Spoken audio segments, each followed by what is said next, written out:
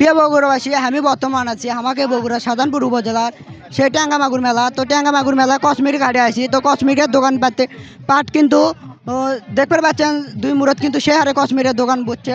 তো এটি একজন চাচার থেকে জানে নেব চাচার বেচা কেনা কীরকম হচ্ছে, চাচার থেকে না শুনব। আসসালামু আলাইকুম। ওয়ালাইকুম সালাম। কেমন আছে? ভালো। বেচা কেনা কীরকম হচ্ছে? বেচানো খুব একটা ভালো নয়। খুবই ভালো নয়? না, নর্মাল। নর্মাল। তো আপনি কত বছর হলে এই মেলার দোকানদারি করছে? 15-16 বছর হচ্ছে। 15-16 বছর হলে? আচ্ছা, এই মেলাটা কত বছর হলে লাগে? বহুত আগে থেকে লাগে, আমার ব্যবসা করারও আগে, প্রায় প্রায় 30-40 বছর হবি। 30-40 বছর আগ থেকে এই মেলা লাগে। মূলত আজকে বেচে কেনা কম হওয়ার কারণ কি, আজকে হচ্ছে ভাইকের মেলা আর আগামীকাল কিন্তু হচ্ছে ভাবিকের মেলা।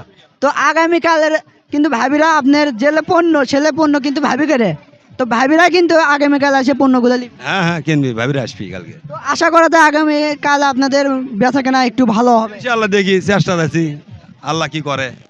তো প্রিয় দর্শক, যারা ভাবি করে কাটকে তোছেন আগামীকাল ভাবি করে কেন ছেড়ে দিয়েন, কারণ তাকে না মন মতো তো জিনিস লওয়া লাগবে।